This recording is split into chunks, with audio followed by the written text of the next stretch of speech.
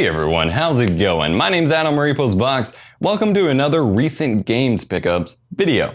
This is going to include one accessory as well, but let's just say clearance continues to be good to me. Let's check it out.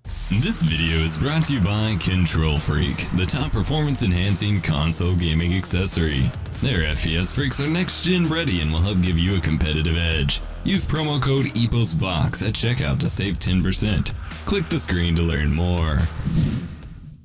So first up, we stopped by Target again and hit up Target's clearance, and they had, this was a different Target than usual, and they had some more PSP and PS Vita games on sale. I also went ahead and picked up the AV cable for the PSP 2000 and 3000 series, because this will be what I need to actually record some of those games via composite. I'll upscale that to 1080p, make it look good through a capture card. It was only $448 for that, and that'll be really good once I actually pick up a PSP. They had a lot of other PSP games on clearance, but most of them were the same sets that I already had and keep seeing. That seems to be the main set that Target carried, and that I continue to pick up. But they also had, and I picked up, Toy Story 3. It was $5.98, $6. Obviously not going to be the best game in the world, but some of the Toy Story games have actually been pretty good. So I went ahead and picked it up, and it looks good. It's actually got a case. I thought it was the movie at first, because it has the same kind of case as the UMD movies that they had for the PSP, but it's the game, and I don't know, maybe it'll be fun. I also picked up Hot Shot Golf for the PSV, or for the PSP, only because it was $3. I had heard this game mentioned before. It looks just like one of those goofy sports sims that they have for like the Wii and stuff, but it's for the PSP. It's considered one of the greatest hits for the PSP, or else they wouldn't have printed this, so maybe it's pretty good.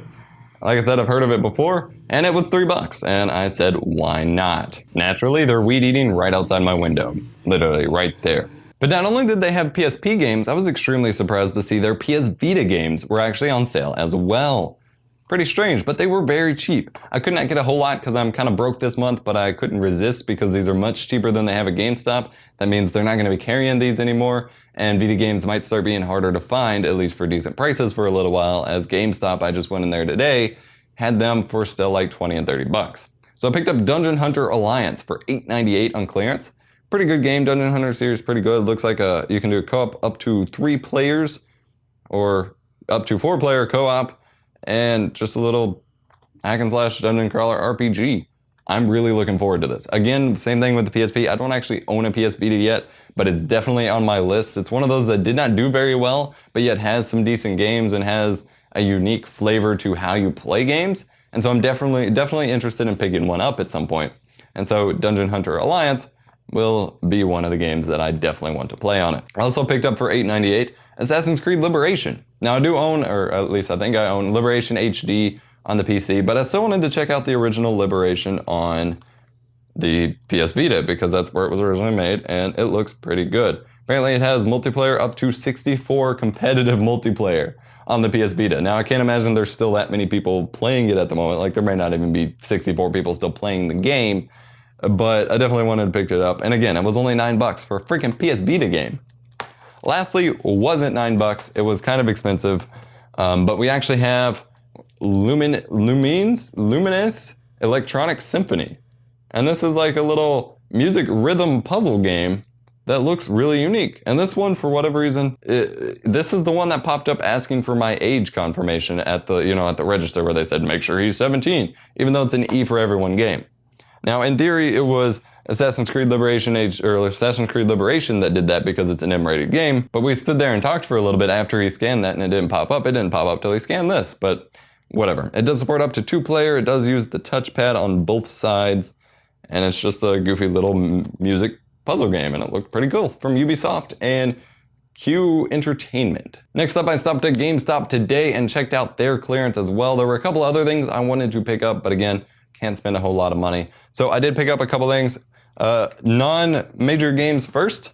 I picked up the Power A Fusion Tournament Controller for Xbox 360. It was on sale for about $20, or on clearance for about $20. This is an open box, so I will have to make sure everything's in there before I, do anything with my receipt, so I can throw it away or return it if need be.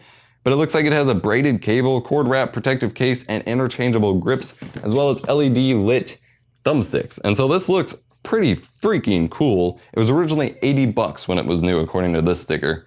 So pretty good price overall. Licensed for Xbox 360, should work perfectly on PC as well. And yeah, I'm gonna review it on the main channel actually, because I like reviewing these kinds of controllers and hopefully I can get sent more. And I may post a little update for that over here as well, but just remember, go check out that review on the main channel. But pretty badass controller. I've officially made my first dive, if you exclude amiibos, into the toy to life game genre. I think that's what it's called. Because I picked up the Skylanders Giants little, I don't know what you call this. Is this a starter kit? They have a name on it. Portal Owner Pack. So this does not actually include the portal, which is why it's the Portal Owner Pack. But it's a start, because then I can pick up a portal for probably pretty cheap by itself. But it's Skylanders Giants. It comes with the game, one of the giant figurines, a character poster, trading card, sticker sheet with a secret code.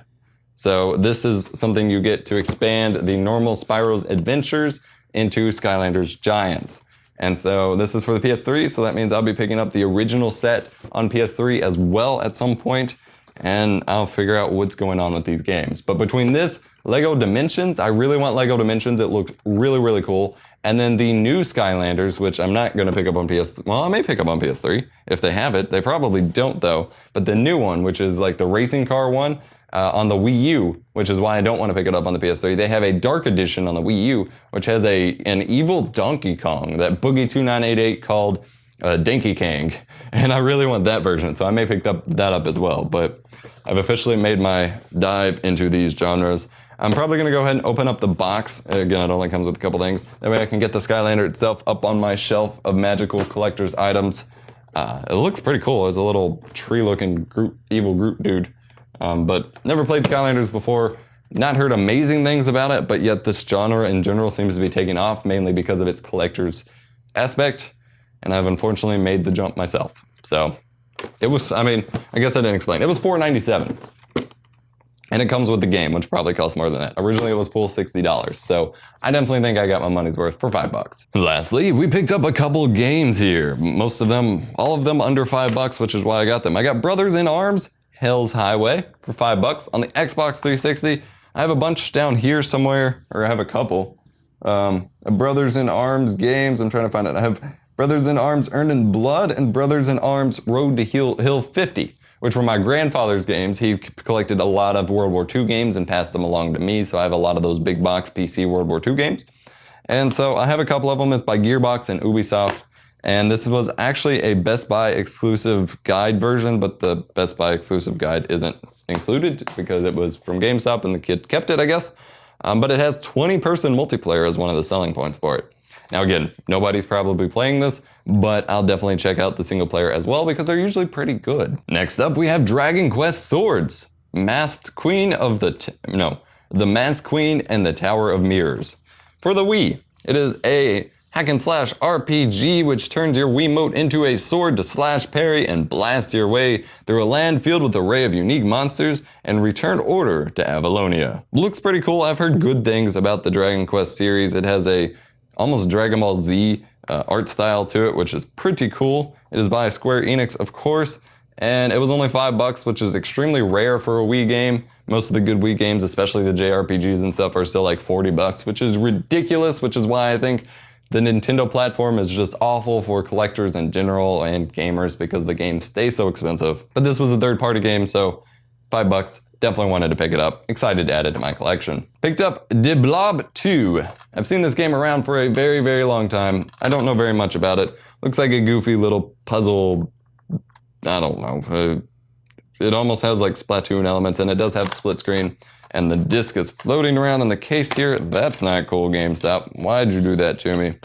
Get that. Oh, the case is broken. Thanks, GameStop. But definitely interested in checking it out. And it was actually $269 for a Wii game. Pretty cool. Lastly, we have another EverQuest expansion. We have EverQuest 2 Destiny of Velius. Includes in-game items, Standard of the Dane Cloak, and Velius Portal paintings with the 30-day subscription, which is probably no longer in here. This was a new copy instead of a used copy, but this stuff does not hang around well at GameStop, and it's a little beat up on the manual and stuff. But I have faith that I probably will never play it. But I've been collecting these EverQuest boxes from GameStop for a while now. I have a couple. I don't know where they all are. But I have another one down here, at least one or two more down here in my PC collection boxes because they're always beat up at GameStop when I pick them up. And I'm just like, why would you take such bad care of your brand new PC games? And it's EverQuest. It was like one of the OG MMOs. And so, I don't know. I pick them up. I don't even know if this game is still playable. I will have to look that up myself. All right, so there's the base game EverQuest 2. There's 1, 2, 3, 4, 5, 6, 7 expansion packs and 3 adventure packs for this freaking game. I have for sure Sentence Fate. So I for sure have another expansion, but I may not have the base game after all. But I'm sure it won't be hard to find because this was $2. I also splurged and picked up a couple things at Meijer when I was there the other day. I got Ride to Hell Retribution on PS3. I've heard a lot of very weird games or things about this game. It's one of those, it's a motorcycle beat 'em up, kill everything kind of game, and I like playing games where I get to go beat a bunch of things up, and it's probably cool to run around on motorcycles.